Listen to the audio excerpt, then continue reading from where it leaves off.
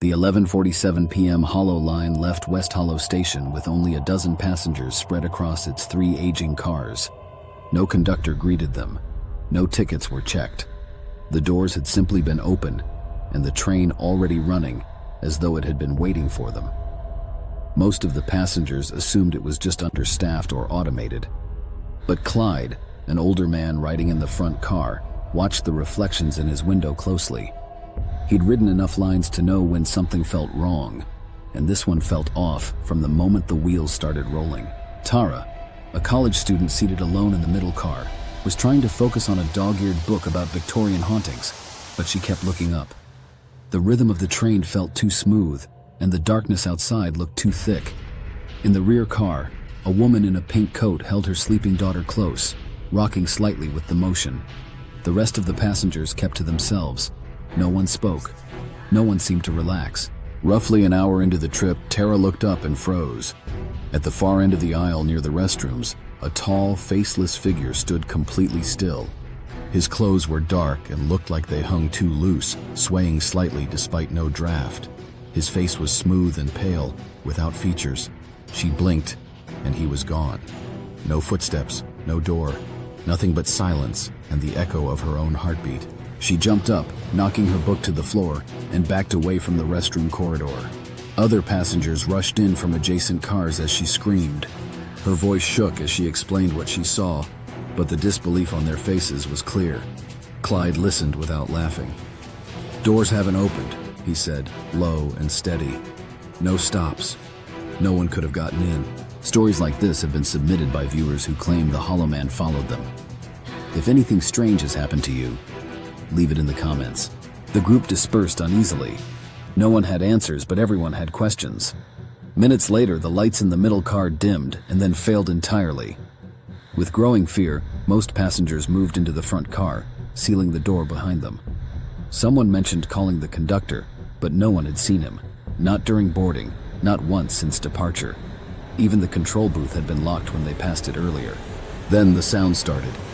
Heavy footsteps on the roof, slow and dragging. A man named Anthony climbed the ladder to the emergency hatch, muttering something about raccoons or debris. He pushed the hatch open slightly. In the next instant, a pale hand reached in, clawed and inhuman, and yanked him through the gap. His scream was cut off as the hatch slammed shut. Shouting erupted below. Passengers shoved luggage against doors, gripping the seats like they might be flung into a nightmare.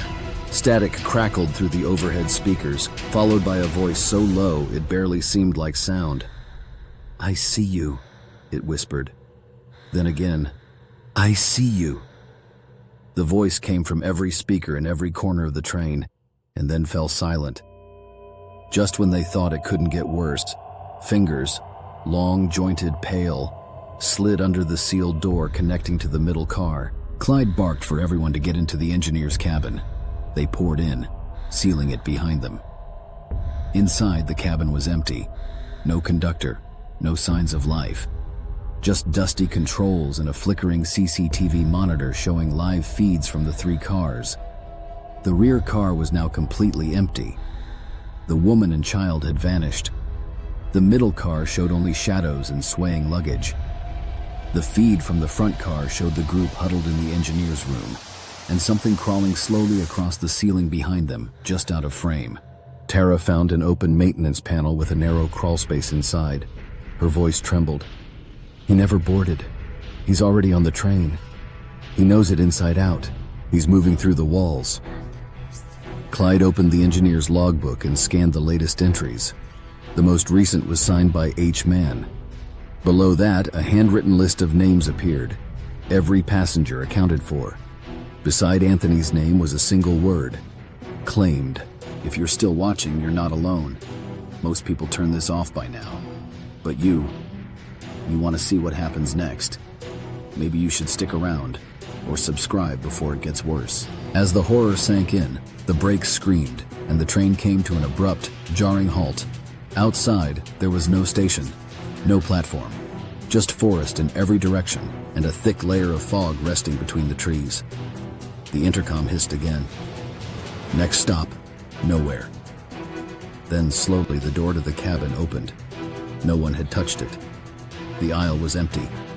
With nowhere else to go, the remaining passengers stepped off into the night. The moment their feet hit gravel, the train powered up again. It rolled away into the woods without a conductor, its interior lights glowing dimly. Through the engineer's window, the CCTV screen still cycled through feeds until it stopped on one image. A man in a dark railroad uniform seated at the controls. He had no face, just smooth gray skin pulled tight where features should have been. He didn't wave, he didn't speak, but he looked straight into the camera, and then he smiled. The train disappeared down the tracks, swallowed by fog and trees. The forest was silent again. The passengers stood in place, unsure of what they had escaped, or if they had escaped it at all. Clyde still held the logbook in his hand. Tara stood staring down the tracks, eyes wide with something between terror and awe. And just before the sound was gone completely, they all heard it, soft and thin, but still there. I see you. New horror drops every Hollow Wednesday. Subscribe before he finds someone else.